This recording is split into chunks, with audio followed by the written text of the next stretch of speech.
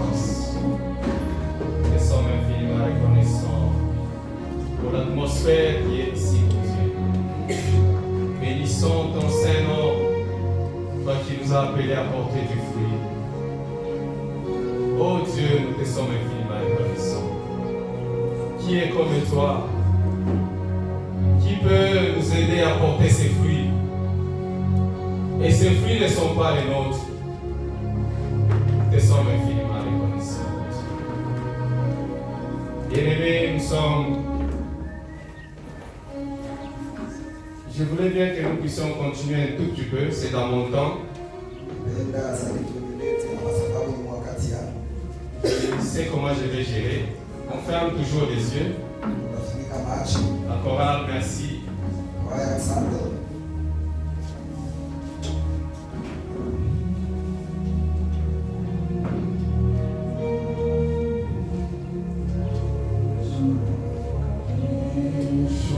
Merci Jésus parce que tu es fidèle.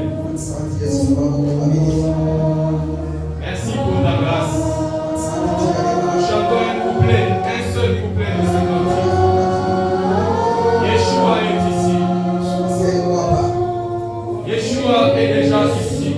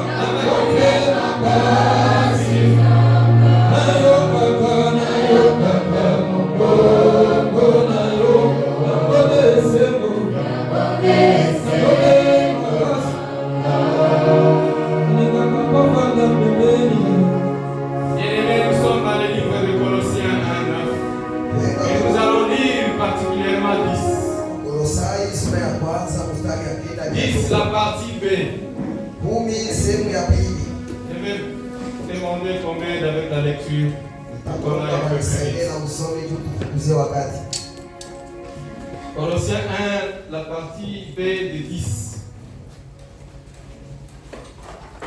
Nous voulons revenir d'abord sur ces passages. Colossiens 1, 10.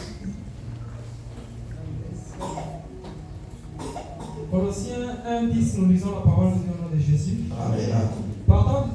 Portant des fruits en toutes sortes de bonnes œuvres et croissant par la connaissance de Dieu. Portant des fruits. Le thème de cette semaine, bien aimé, c'est porter du fruit. Porter des fruits pour Dieu. Pour Jésus-Christ.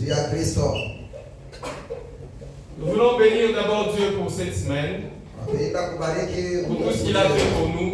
Nous a gardé en vie.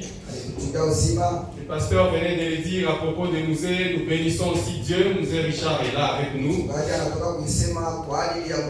Bénissons Dieu pour ça.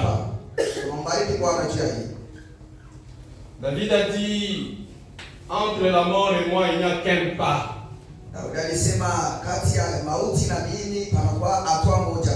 Mais je pense Moussé a vécu ces choses. Nous bénissons Dieu pour tout ce qu'il a fait pour toi aussi. Pas seulement dans un accident, mais beaucoup de choses que Dieu fait pour nous. Des choses que nos yeux ne voient pas, Dieu les fait. Nous remercions les pasteurs pour nous avoir alignés. Vous pouvez dire comme l'orateur a commencé, il termine, mais il nous a alignés. Bénissons notre berger, nous bénissons maman Charlotte, nous bénissons les mamans, maman Justine, maman Liliane, nous bénissons les serviteurs de Dieu qui sont là. Et nous vous bénissons vous tous. Que Dieu vous bénisse. J'ai tellement aimé l'atmosphère. En tout cas, je ne me sentais pas dans la salle. Je me sentais vraiment très loin d'ici. Bien aimé, quand on parle de porter les fruits, quand on voit le plan même du diable, le plan du diable, c'est que toi et moi, nous ne puissions jamais porter de fruits. Jamais alors. Parce que le diable, lorsqu'il est de ce côté, et Dieu est de ce côté, et toi au milieu là-bas, le diable sait que si tu portes des fruits, Dieu va te bénir encore davantage. Et son travail à lui, depuis la Genèse, c'est de nous empêcher de porter des fruits. C'est de nous mettre entre Dieu et nous qui est une distance. Qu'il n'y ait pas contact. Parce qu'il sait que le contact d'un enfant de Dieu et Dieu va automatiquement permettre à l'enfant de Dieu de commencer à produire des fruits. Alors le travail de ces malins-là, c'est de nous empêcher régulièrement d'être à côté de notre Dieu. C'est de nous empêcher d'écouter la parole de Dieu. C'est pourquoi j'aime beaucoup ce cantique-là. Kovanda pembeni na yo. Yamonde makasi na ngai. Na yo kakamongongo na yo. Que je sois à côté de toi. L'ennemi ne veut pas cela. Mais ce matin, j'aimerais te dire que tu porteras des fruits. Qu'il le veuille ou non, nous allons encore porter des fruits. Dans le livre de Genèse, il y a beaucoup de passages que je vais expliquer. Genèse 3, à partir de 5, 6, 7. Nous allons voir comment est-ce que le serpent a détaché Adam et Ève de la présence de Dieu. Alors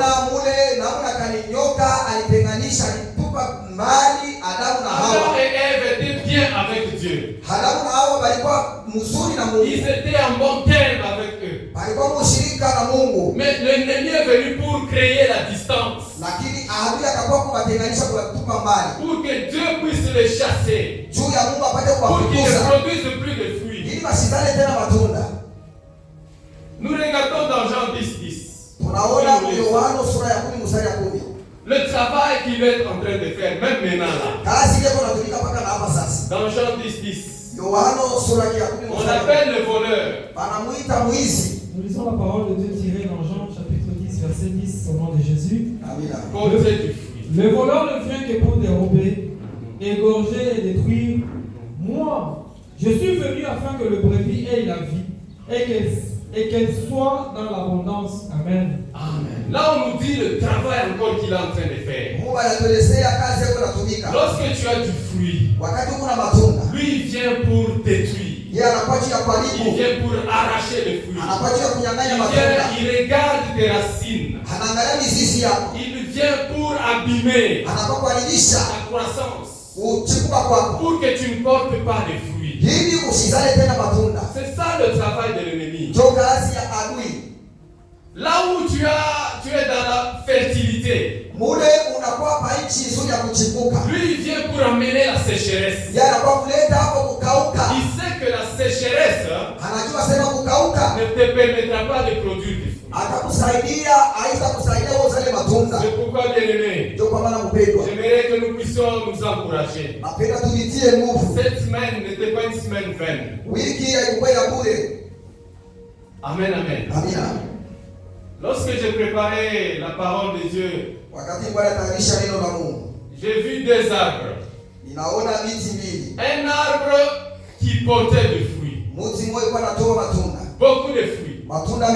De bons fruits. D'un autre côté, j'ai vu un autre arbre. Un arbre qui est planté aussi dans la terre, mais qui ne porte pas de fruits.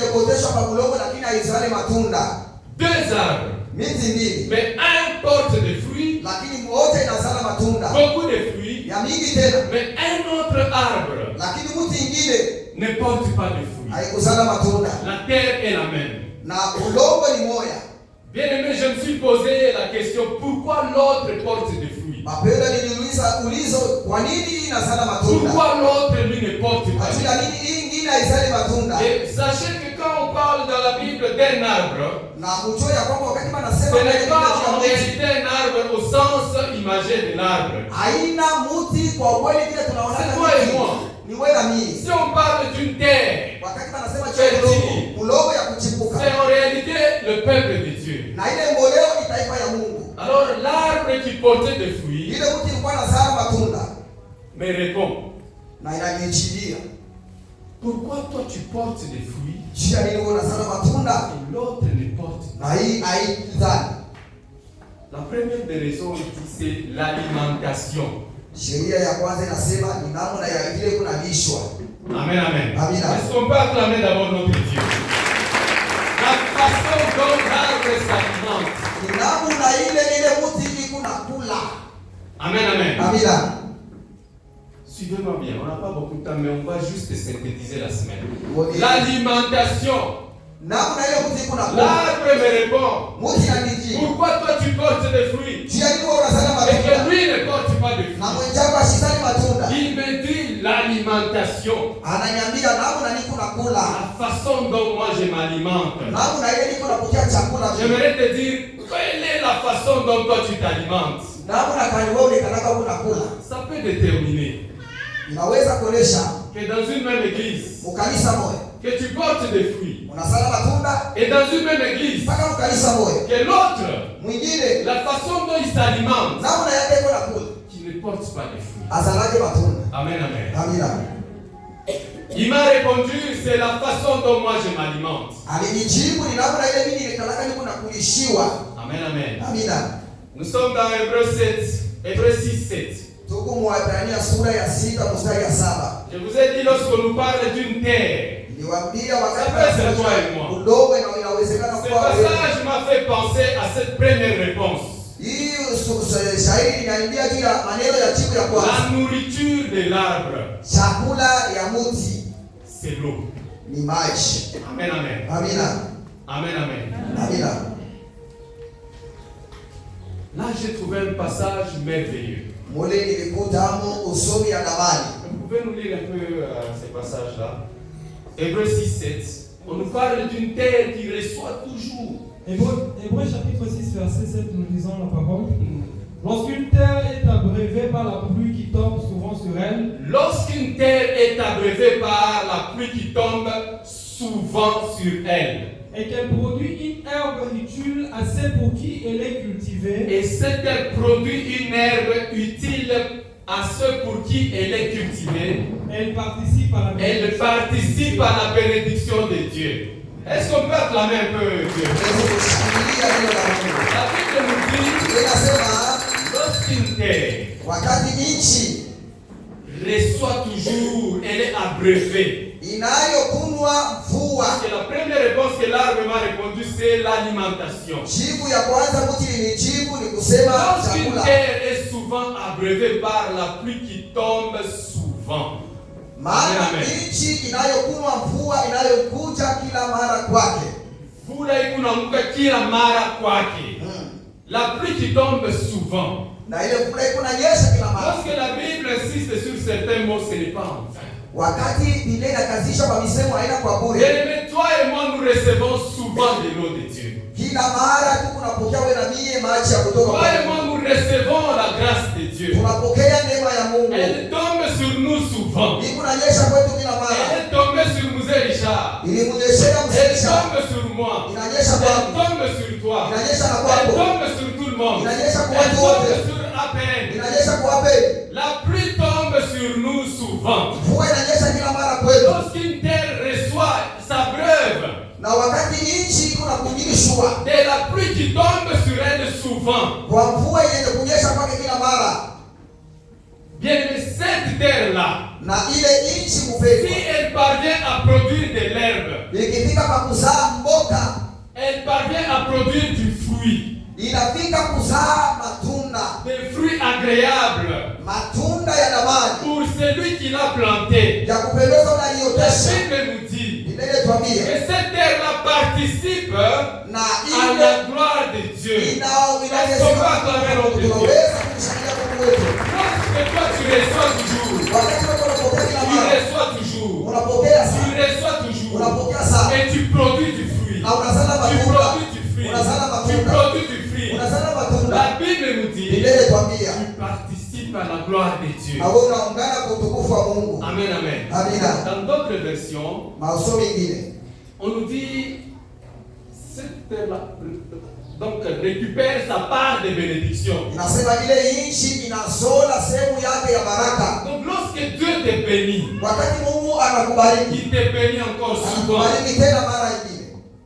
et que toi aussi tu produis du fruit souvent, na wewe unazala matunda kila mara. la Bible dit tu participes Biblia inasema na wewe unasaidia à la gloire de Dieu. utukufu wa Mungu. La première réponse que l'arbre m'a répondu, Jibu ya kwanza mtu nilijibu, pourquoi tu portes de fruits? kwa nini umezala matunda mengi? C'est l'alimentation. Ni chakula, ni kunakula, La nourriture de l'arbre, c'est cette eau-là. na chakula ya mti ni ile Ce maji. matin, je voulais synthétiser encore un petit sous-thème dans le sous-thème. Na hii asubuhi napenda kuleta tena kakishina ndogo ndani ya kishina ndogo kuu, C'est demeurer auprès de Jésus. kukaa karibu na Yesu. C'est le cantique qu'on a chanté là. Ndio wimbo tunatoka Pour kuimba produire du fruit, juu ya kuzala matunda. un petit secret, c'est demeurer toujours avec Jésus. Siri kidogo ni juu ya kuikana karibu na Yesu tu. Amen, amen. Amina. La deuxième réponse Na jibu ya pili que cet herbe m'a répondu, ya hii mti ni jibu c'est le temps ou la durée ni wakati dans au muda, l'alimentation. muda ya namna ya kula. Amen, amen. Amina. L'arbre peut être là. Mti inaweza kuwa pale, Il mange une seule fois par semaine. inakula mara moja kujuma, Mais l'autre arbre qui est ici, na hii iko hapa. lundi, il est au Bao Matut. Kazi moja iko kwa watu wazima, Mardi, il est aux enseignements. siku ya pili iko kwa Mercredi, mafundisho, aux enseignements. na tatu kwa mafundisho. Jeudi, il s'arrange pour être à la chorale. Kazi ndio inatayarisha kwa kwenda kwa Vendredi, il est là à 12 heures. Astari kwa masaa ya zuri. Samedi, il est à la cellule. Mkosha anaenda kumtoa. Dimanche, il est encore là. Siku ya Jumapili anapita. Il est en train de passer beaucoup de temps dans la présence de Leo naishi wakati mrefu muhapo wa Mungu. C'est lui qui l'alimente. Ule mwenye kumkulisha. Amen, amen. Amina. Amen, amen. Amina. Amen, amen. Amen. Amen, amen. Amina. C'est lui qui t'alimente, c'est l'eau. Mwenye Et l'eau kukulisha aujourd'hui, c'est Jésus. na maji ya leo ni Yesu. Amen, amen. Amina. Tu passes combien de temps? Huku unapitisha wakati ngapi? Tu manges combien de fois? Unakula mara ngapi? Tu manges quoi? Na unakula nini? Pendant combien de temps? Wakati ngapi? Bien aimé, la deuxième réponse qui m'a répondu, c'est le temps que je passe Jibu ya pili nilipata ni ya kusema wakati niko napitisha dans l'alimentation. basi ya kula. Bintu wa Mungu, il faut kubikula. Amen. Amen. Amina. Il faut adorer. Kwa Il faut gudu lire la Bible. kusoma neno la Il faut Mungu. passer beaucoup de temps à l'église. Kupitisha wakati Les mrefu kanisa. enseignements ne doivent pas être 2 fois par mois. Mafundisho usikuje kwa mara mbili kwa mwezi. tu ne vas pas produire des fruits. Amen, amen. Amen, amen. J'ai posé la question encore, il m'a répondu la troisième réponse. La troisième réponse. Pourquoi l'autre lui ne produit pas? Mais toi tu produis. En tout cas ici, la réponse qu'il m'a donnée m'a fait réfléchir. Il me dit la pollinisation.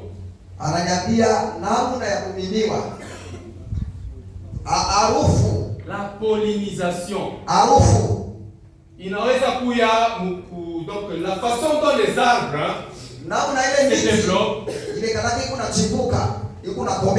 En botanique, on nous avait dit qu'il y a plusieurs façons. Donc ce sont les petites fleurs là qui quittent d'un arbre à un autre. Et il peut être véhiculé par l'air ou bien par des abeilles.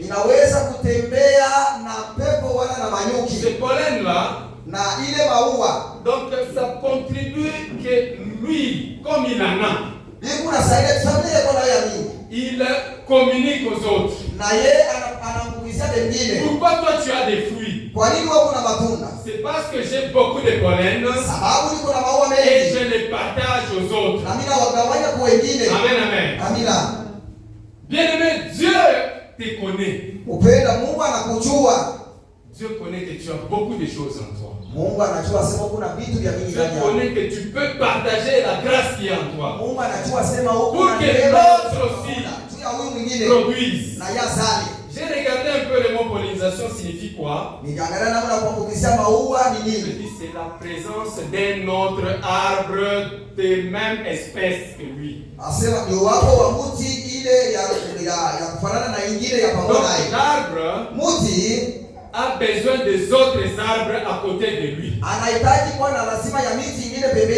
Non seulement lui communique, les autres aussi lui communiquent.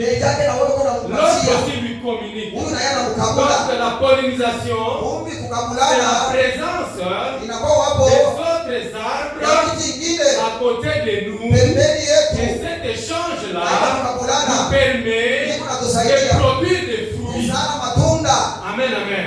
Mais lui, comme il est seul, il aime bien rester seul. Il n'a personne pour lui donner. Il n'a rien à donner aussi. Amen, amen. Ça, c'est la troisième réponse que cet arbre m'a donnée. Dieu a besoin que nous puissions évoluer dans la communion. Amen, amen. La Bible dit pour les apôtres, la multitude de ceux qui étaient là n'était qu'un cœur et une âme. Au milieu d'eux, il n'y avait pas d'indigents. Celui qui avait même une terre, un bien quelconque. L'argent ou les biens en nature. Ce n'était pas pour lui. Il l'amenait ensemble. Il partageait. Pour lui, il donne et pour les autres, il donne. Et c'est ce qui faisait qu'il portait beaucoup de fruits. Bien-aimé, ne sois pas seul. Sois dans la communion avec lui. Amen, amen. C'est pourquoi on a chanté pour vendre à pembeni na Yesu. J'aime bien ces cantiques. Ça, c'était la troisième réponse qu'il m'a donnée. D'abord, c'est l'alimentation.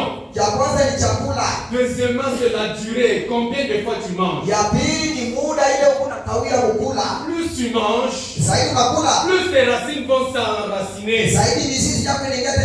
Plus tes racines vont en bas. Bien-aimé, la nourriture de l'arbre, je dis c'est l'eau. Et l'arbre se nourrit par ses racines. Et lorsque tu t'alimentes beaucoup, donc tu vas constater que il y a un passage là que nous allons lire. Plus les racines s'enfoncent, retenez bien. Plus les racines s'enfoncent, plus les racines s'alimentent, inaleta chakula. Plus encore la branche. Zaidi muti yenyewe. La branche et les feuilles. Na muti yenyewe na seront matawi en bonne santé. itakuwa na afya nzuri. Amen, amen. Amina. Plus la branche et les feuilles, les branches sont en bonne santé. Zaidi muti na matawi inakuwa na afya njema. Ils vont produire beaucoup de fruits. Itazala matunda mengi. Amen, amen. Amina. Ça c'est tout simplement parce que tout commence par les racines. Sababu yote inaanza kwa mizizi. Lorsque les racines ne s'alimentent pas, wakati mizizi haikule, sachez que ce n'est pas seulement le problème pour les racines. Mujue ya kwamba haina mpaka mizizi La itatezeka. répercussion se fera voir par les fruits. Matokeo itaonekana kwa matawi juu ya matunda. Amen, amen. Amina. Lorsque les racines sont enfoncées et s'alimentent, Na wakati mizizi inaingia sana na inakula, la répercussion aussi, na matokeo on tena le verra par les fruits. itaonekana kwa matunda. Amen, amen. Amina. Amen, amen. Amina. Amen, amen. Amen. On peut acclamer Dieu. Tuweze kumshangilia Mungu. On peut acclamer Dieu. Kumshangilia Mungu. Et à la fin, Ana à la fin, mwisho, je sais que chacun de nous najua sasa kila mmoja wetu sera alimenté. hakika atakulishiwa. Chacun de nous Kila mmoja wetu va voir ses racines pousser. ataiona mizizi yake kuingia Il chini. sera en contact avec Jésus. Atakuwa mshirika na Yesu. Et le fait d'être en contact avec Jésus, Na hali ya kuishi pamoja na Yesu ça te permet automatiquement itakusaidia mara moja de porter des fruits. kuzala matunda. Amen, amen. Amina.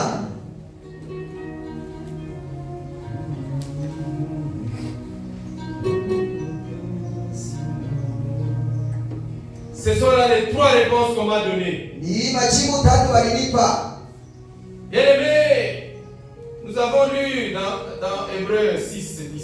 Mapendo tulisoma Waebrania sura ya 6 mstari Lorsque ya 7. l'arbre Wakati mti reçoit souvent inapokea kila mara l'eau maji de la pluie ya qui mvula tombe sur elle, yenye kunyesha et juu yake, cet arbre produit du fruit. na ile Cet sana arbre matunda contribue inasaidia à la gloire de Dieu. utukufu wa Mungu. Nous allons lire quelque chose. Tutasoma vitu fulani. Le pasteur en a touché, nous sommes dans Jean 15. Même les frères Nathan, Hata ndugu nous a si bien prêché en semaine. alitufundisha mzuri sana mwiki. Il a touché beaucoup dans Jean 15. Aligusa mingi sana mu Yohana 15. J'aimerais que nous puissions lire à partir de 4. Napenda tusome kuanzia mstari ya 1. Tous ces passages sont tellement bien à les écouter. Maana mashairi ya lazima sana Jean kuisikia. 15, 4. Yohana 15 mstari ya 1. Lisons Jean 15, 4, au nom de Jésus. Amina. Demeurez en moi, et je demeurerai en vous. Comme le sarment ne peut de lui-même porter du fruit, s'il demeure attaché au cep, ainsi vous ne pouvez non plus si vous ne demeurez en moi. Je suis le cep, vous êtes les sarments. Celui qui demeure en moi et en qui je demeure porte beaucoup de fruits, car sans moi vous ne pouvez rien faire. Sans moi, vous ne pouvez rien. Si quelqu'un ne demeure pas en moi, il est jeté dehors, comme les sarments, il sèche. Puis on ramasse les sarments, on les jette au feu et ils brûlent. Bien-aimés, merci beaucoup. Là, on nous parle de rester toujours attaché à Dieu. Hapa bana tuzungumzia kile tubakie wenye kuungana na Mungu. C'est le sous-thème de ce matin. Ndio kishina ndogo kia hii asubuhi. Une des raisons qui nous pousse à porter des fruits, Sababu ile kutusukuma tuzale matunda c'est mengi. de rester attaché à Jésus. Ni kubakia wenye kuchomeka kwa De Yesu. la même manière que les racines sont plongées dans l'eau, Na mnaona sisi yenye kuingia mu maji régulièrement, en permanence. kila mara na kila wakati. De la même manière que je suis attaché à Jésus, Na mna moja moja kinashika na tu es attaché à Jésus. unachomeka kwa Yesu. Sache que tu vas produire beaucoup de fruits. Jua ya kwamba utazala matunda Et mengi. les jours où tu vas te détacher, Siku ile utatoka, sache que tu n'en porteras plus. jua ya kwamba Et hautazala lorsque tu tena. ne portes plus de fruits, Na wakati hautazala tena matunda, directement le père, le propriétaire va te détacher. baba mwenye mashamba atakutukuna. Mais si tu portes des fruits, Na wakati utazala matunda, la Bible dit les mondés, comme le frère Nathan avait dit. C'est des inasema vile fruits. mtumishi wake alisema wataitengenezea, On a les katakata, donc on les taille wanaitengeneza pour qu'ils portent encore beaucoup de fruits. ili izale tena matunda mengi. J'aimerais lire un passage pour quelqu'un qui ne porte pas de fruits, quelqu'un que Dieu a fait beaucoup de choses pour lui. Napenda kusoma juu ya ule atoe matunda juu ya ule Mungu alimsaidia alimtendea mema mengi. Dieu prend toujours soin Mungu anatusaidia sana. Pour que nous portions du fruit. Ili tuzale matunda mengi. Il sait très bien. Anajua zaidi. Que pour qu'il porte des fruits. Juu ya mazale matunda. Il faut que je fasse ça, que je fasse ça, que je fasse ça. Inabidi nifanye kila kile. Nous sommes dans Esaïe. Tuko mbarua ya Isaya. Vous pouvez nous lire Esaïe. Watusomee na Isaya. Esaïe 5. Isaya sura ya 5. Isaïe 5. Il est en train de chanter un cantique pour son bien-aimé. Ni mwimbo yuko naimbia mpendwa wake. Vous pouvez commencer par le premier où on nous parle de je chanterai un cantique pour mon bien-aimé qui avait sa vie. Merci beaucoup. Nous lisons Isaïe 5 à partir du premier verset au nom de Jésus. Je chanterai à mon bien-aimé les cantiques de mon bien-aimé sur sa vigne. Amen. Mon bien-aimé avait une vigne sur un coteau fertile. Amen. Il en remua le sol, ôta les pierres et y mit un plante délicieux. Il bâtit une tour au milieu d'elle et il creusa aussi une cuve. Puis il espéra qu'elle produirait de bons raisins, mais elle en a produit de mauvais. Maintenant donc, habitants de Jérusalem et hommes de Juda, soyez juges entre moi et ma vigne. Qu'y a-t-il encore à faire à ma vigne que je n'ai pas fait pour elle? Pourquoi? Quand j'ai espéré qu'elle produirait de bons raisins, en a-t-elle produit de mauvais? Je vous dirai maintenant ce que je vais faire à ma vigne. J'en arracherai la haie pour qu'elle soit broutée. J'en abattrai la clôture pour qu'elle soit foulée aux pieds. Bien-aimés, quand nous commençons ce passage, nous voyons ce cantique qui parle d'une personne qui chantait pour son bien-aimé qui avait sa vie. Il dit que pour sa vie, il a arrangé la terre, il a enlevé les pierres. Il a remué le sol, autant de pierres. Il mit un plan délicieux. Il bâtit une tour autour d'elle. Tout ça Dieu fait pour toi et moi. Pour que nous puissions produire des fruits. Il nous éloigne de mauvaises choses. Il nous met dans des conditions où nous pouvons écouter la parole de Dieu. Nous pouvons servir Dieu. Il nous donne des départements où nous pouvons entrer et servir Dieu. Il nous donne des frères et des sœurs avec qui nous pouvons travailler. Il nous donne même un berger. Il y a beaucoup de connaissances dans la Bible. Il nous donne les anciens. Il nous donne des diacres. Il nous donne d'autres bien-aimés. Il éloigne de nous les mauvaises compagnies. Il nous met dans des conditions que nous puissions produire. La Bible dit il a espéré même. Il a même espéré que tout ce que j'ai fait, tout ce que j'ai fait pour lui, tout ce que j'ai fait pour Serge, tout ce que j'ai fait pour cette chorale, tout ce que j'ai fait pour ces bien-aimés, qu'il pleuve, qu'il neige. Amen, amen. Qu'il pleuve, qu'il neige, c'est bibandé, bichouqué. Bien-aimé, qu'il pleuve ou qu'il neige, tout ce que Dieu a fait pour nous, il espère que nous puissions produire du fruit. La Bible dit ceci. Puis il espéra qu'elle produirait de bons raisins. Mais en retour, elle en a produit de mauvais. Bien-aimés, ne soyons pas comme ces bien-aimés-là, cet homme-là, comme cette vigne-là. On t'accorde toutes les conditions. C'est comme quelqu'un qui était à Fungurume. Il était chef de camp. Donc c'est lui qui ouvrait tous les conteneurs. Lorsque le blanc va dire, bon, je signe ici, va donner 50 polos et de safety boots à tous ces gens. Il était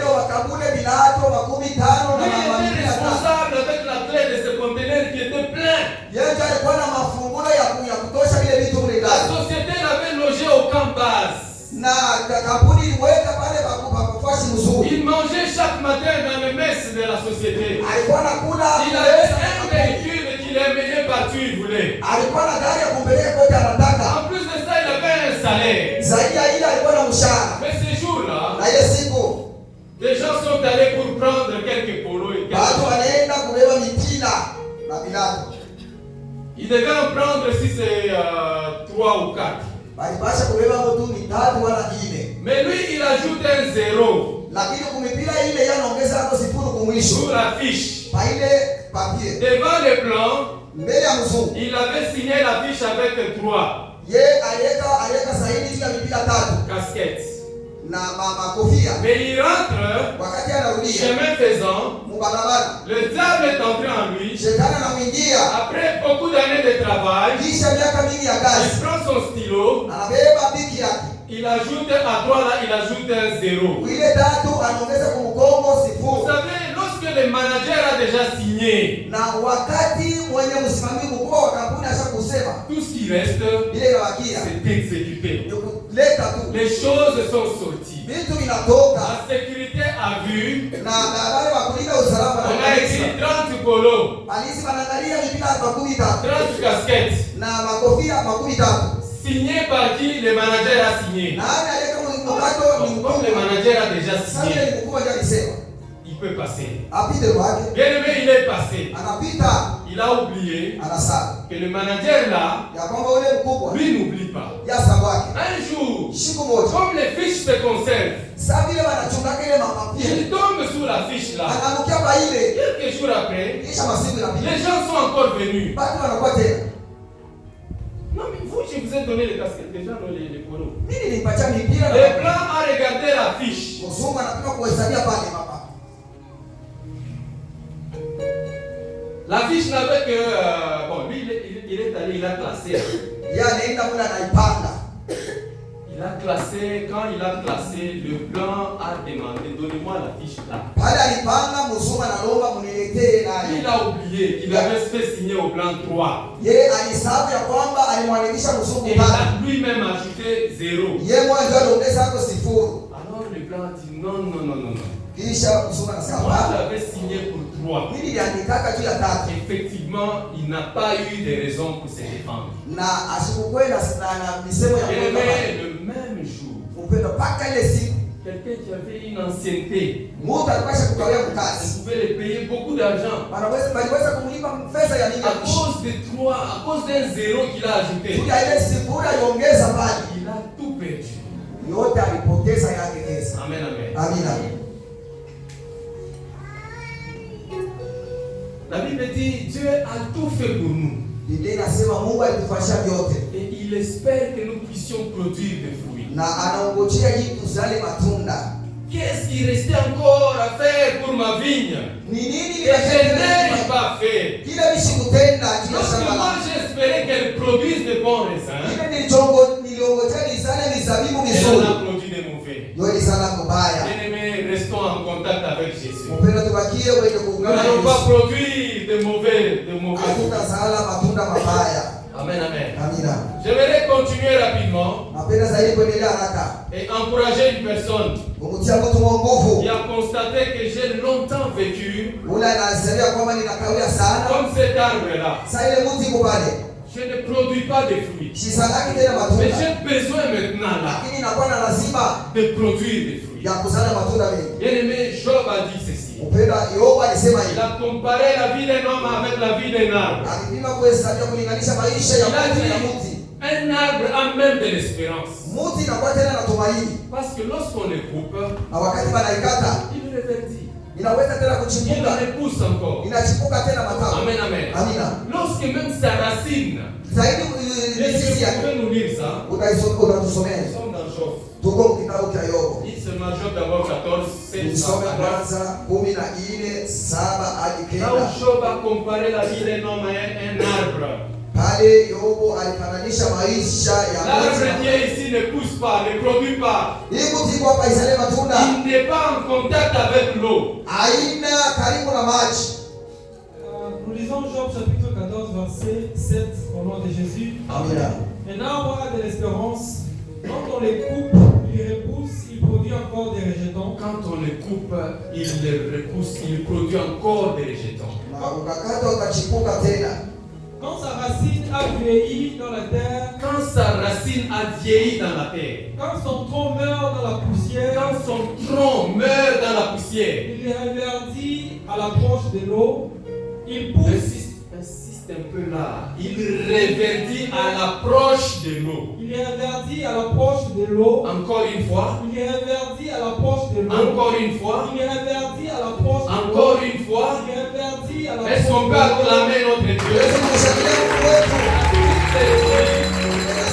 Même si son tronc meurt, même si ses racines sont dans la poussière, même si tu es dans le désert, il reverdit à l'approche de l'eau. Bien-aimés, approchons-nous de l'eau. Approchons-nous ce matin de l'eau. Tu vas reverdir. Tu vas reverdir. Tu vas reverdir. Tu vas produire des fruits. Il est reverdit à l'approche de l'eau. Il pousse des branches. Il pousse des branches. Il pousse des branches comme une jeune plante. Mais l'homme meurt. L'homme meurt. Et il perd sa force. Il perd sa force. Merci beaucoup. Bien-aimés, nous avons vu comment est-ce que Job a donné cet exemple. Cet arbre qui ne produit pas, je te dis, il peut produire. Amen, amen. Toi qui ne réussis pas, tu peux réussir. Toi qui le commerce n'évolue pas, ça peut évoluer. Amen, amen. La Bible dit, même si son tronc vieillit dans la poussière, même si on les coupe, même si les racines sont dans la poussière, mais la Bible dit lorsqu'il s'approche de l'eau, les contacts avec l'eau, kovanda pembeni. Amen, amen. Kovanda pembeni na Yesu yangonde makasi na ngai. Amen, amen. C'est ça ce qui te permettra de reverdir. Il y a de l'espérance pour celui qui vit encore, pour celui qui rentre à Jésus, pour celui qui reconnaît qu'il a péché. Jésus est capable de te reverdir. Jésus est capable que tu repousses encore des branches. Même si tu as vieilli, il dit il sera comme une jeune plante. Moi j'ai déjà vu des gens qui ont 50 ans, 60 ans, mais quand on les voit, il a comme 40 ans. Amen, amen. Parce qu'il est toujours en contact de Jésus. Il reçoit l'alimentation. Il mange à tout moment. Il est en contact des autres. Il communique avec lui et lui communique avec eux. J'ai beaucoup aimé la semaine dernière là. J'ai vu les mamans de Apen sont allées quelque part en train de prier. J'ai vu que toutes les mamans qui étaient là, chacune a pris le micro, chacune a pris la parole pour prêcher aux autres mamans. Donc les dons qui étaient dans l'autre, elles ont donné. Celle qui était ici aussi a donné. Celle qui était ici a donné. Parce que toutes les mamans là, leurs racines sont dans Jésus-Christ. Elles produisent des fruits. Ces fruits là, même nous les papas, nous avons apprécié certains messages. Et les fruits que tu vas produire, ça doit être d'abord pour Dieu. Amen, amen. Les fruits que tu dois produire, ça doit être aussi pour ceux avec qui tu vis. Mucha ina mzuri kwa na matunda mingi. Et que ces fruits là commencent à pourrir à l'arbre.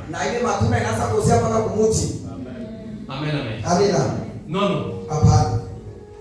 Lorsqu'un arbre produit beaucoup de fruits, cet arbre doit partager ses fruits. Amen, amen. Ça c'est Job qui a comparé. Ne dis pas que oh, pour moi c'est fini. J'ai déjà vieilli. Je ne peux rien espérer. Abraham a espéré contre toute espérance. Amen, amen. Nous sommes dans Ésaïe encore. Ésaïe. Je suis presque en train de chuter. Ésaïe, nous sommes dans Ésaïe 27, 6 seulement. Il y a encore une parole d'espérance là-bas. Pour quelqu'un qui ne produit pas. Retiens seulement que si tu t'approches de Jésus, la situation va changer. Ce matin, je prie que quelqu'un s'approche de Jésus. Ésaïe 27, 6, nous lisons au nom de Jésus.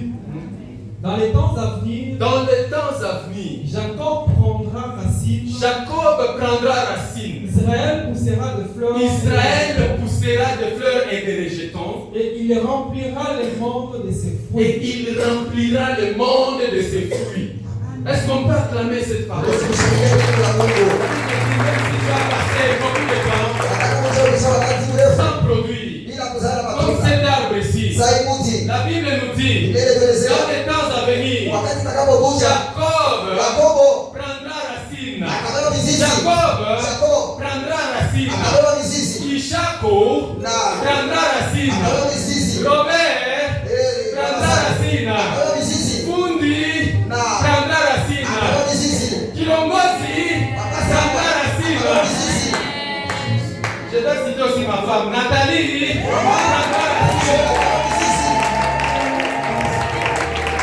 Il va pousser les rejetons. Il va pousser les rejetons. Et le fruit va remplir le monde entier. Parce qu'il s'approche de Jésus. Il s'alimente. Même si hier c'était pas bien, je t'assure, il arrive des temps où si tu es avec Jésus, tu ne manqueras de rien. Ça ne sera pas un problème d'argent. Amen, amen. Amen, amen. Ça ne sera pas un problème d'argent. Mais tu ne manqueras de rien. Parce que Jésus sera avec toi. Je te prie de commencer à élargir tes racines. Vous savez, lorsque vos racines sont profondes, votre fruit sera plus grand. Amen, amen. Plus vos racines sont profondes, plus vous allez produire beaucoup de fruits. Amen, amen. Amen, amen. Ça ne dépendra pas des moyens. Ça ne dépendra pas dans quelle maison tu vis. Ça ne dépendra pas d'où tu étudies. Ça ne dépendra pas de ton nom. Mais Dieu fera en sorte que tu produises des fruits. Et ces fruits seront pour les autres. C'est pourquoi lorsque Ézéchiel, nous allons terminer par là. Lorsque Ézéchiel a vu une vision, la vision du torrent, c'est une vision qui montre un torrent qui vient du sanctuaire, qui sort de la maison. Ce torrent-là commence à couler. Ça commence à couler. Cette eau-là, ça commence à couler. La Bible nous dit, cette eau-là est arrivée même dans une autre fleuve.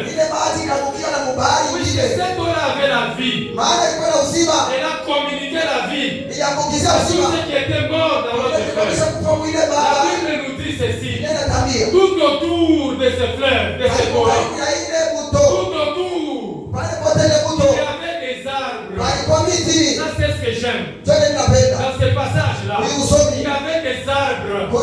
Il y avait des arbres qui poussaient tout autour. Lorsque tu es à côté de Jésus, bien aimé, tu ne manqueras de rien. Vous pouvez nous lire, c'est le dernier passage que nous allons. Nous sommes dans Ézéchiel.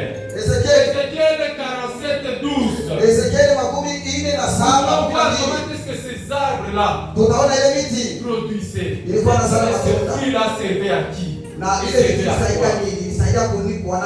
47, 12, nous lisons la parole de Dieu. Amen. Sous les torrents, sous ses bords de chaque côté, croîtront toutes sortes d'arbres fruitiers. Toutes sortes d'arbres fruitiers. Leur feuillage ne se flétrira point. La Bible, là nous irons lentement. Leur feuillage ne se flétrira point. Amen, amen. Tu ne te flétriras point. Puisque tu es à côté de Jésus. Jamais que ce soit la saison sèche, que ce soit la saison pluvieuse, que ce soit une autre saison que je ne connais pas ici au Congo, tu ne te flétriras point. Et leurs fruits n'auront point de fin. Leurs fruits, les fruits que tu vas produire,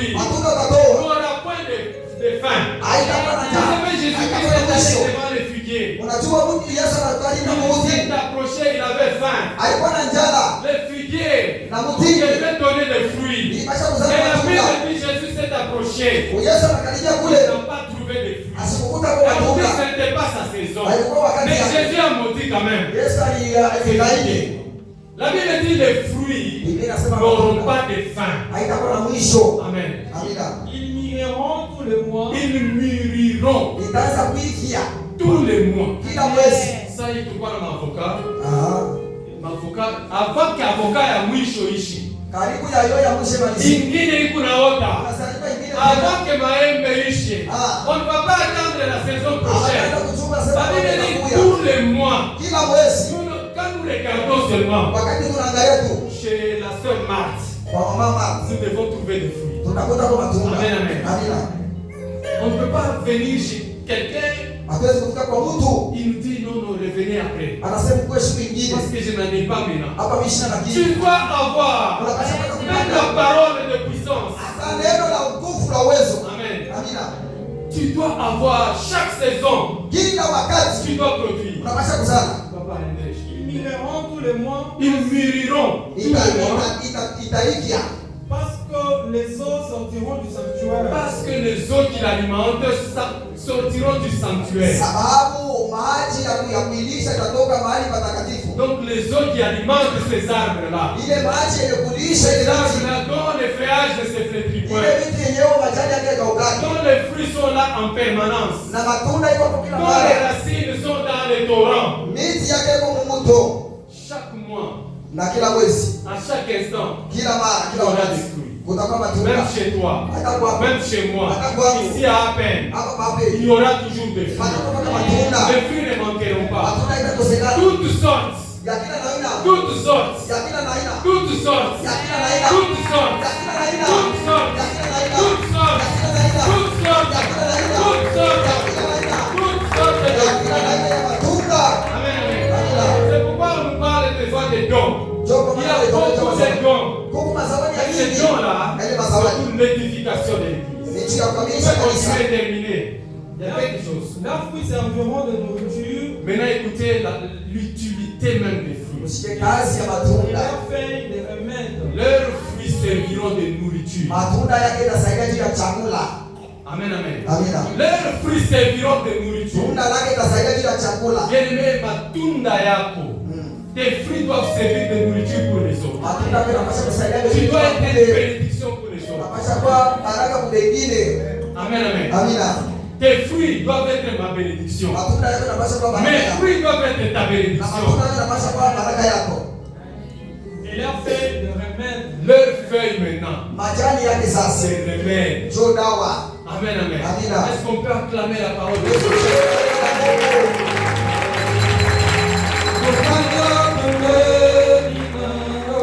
Tu vas fermer les yeux. Nous voulons prier un peu. Sois maintenant dans l'attitude de voir tes racines. Tes racines aller en profondeur. Prépare-toi maintenant.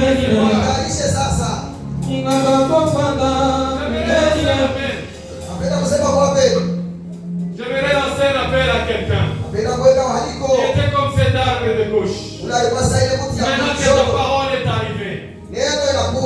Ça c'est ta parole. Merci Jésus. Tu n'étais pas près de Jésus. Tu étais toujours en train de manger, tu fuis. Tu n'avais pas une alimentation régulière. Tu voulais t'isoler. Vous savez, on parle d'Élie, à un certain temps, il fuyait Jézabel. Il était accompagné de son serviteur. À un certain temps, il laisse son serviteur, il part seul. Il allait se coucher sous un génie. Isolé, seul. Et il a demandé la mort. Peut-être que tu étais seul. Tu pensais qu'étant seul, tu vas évoluer, tu vas progresser. Mais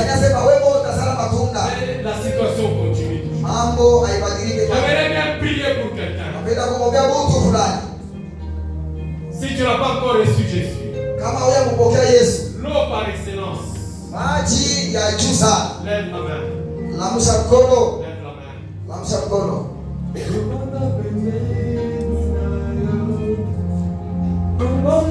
Lève bien la main. Lamusha mkono wako. Bien-aimés, nous allons bénir. Wapendwa, Je tutasikia. vais inviter notre pasteur. Tutamwalika baba yetu. Les paroles de vie qui va sortir. Les paroles de vie qui va sortir.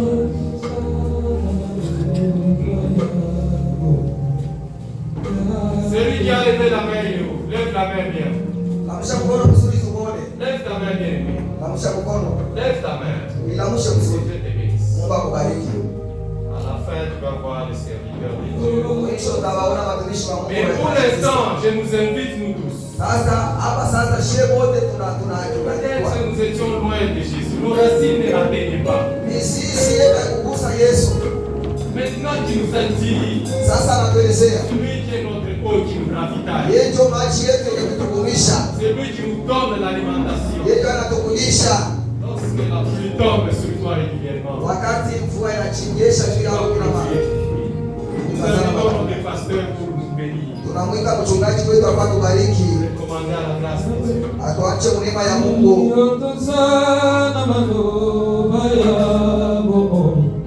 Yahweh, yonde yorisi boyeka ukakate. Yahweh. Nous allons prier. Seigneur, je viens avec ton Église au-devant de toi. À la suite de ce message puissant que tu nous as envoyé ce matin, nous voulons, oh Dieu, demeurer à tes pieds. Nous voulons être attachés à toi. Nous voulons que nos racines touchent, Seigneur, jusque dans les profondeurs de Dieu, afin que nous puissions porter des fruits abondants, des fruits qui demeurent. Là où il y avait la sécheresse, Seigneur, j'appelle l'abondance. Là où il y avait la crise, j'appelle, oh Dieu, que toi tu sois le Dieu de multiplication. Bénis le travail de nos mains. Bénis la source de nos avoirs. Que tout ce que nous touchons puisse prospérer. Comme tu l'as dit dans les jardins, soyez féconds en toutes choses. Multipliez, dominez la terre et assujettissez-la. Je viens recommander ton Église entre tes saintes mains. Afin que, oh Dieu, l'abondance soit notre partage. Que tout ce que nous allons entreprendre soit béni par toi. Que partout là où, ô Éternel, tes enfants des projets arrosent, Seigneur, ce projet. Que la source, la nourriture, Seigneur, soit abondante et même la durée que nous sommes attachés à toi demeure jusque dans l'éternité. Je te le demande et prie, Père, au nom de Jésus, nous avons prié. Amen. Amen. Est-ce que nous pouvons applaudir? Est-ce que nous pouvons célébrer?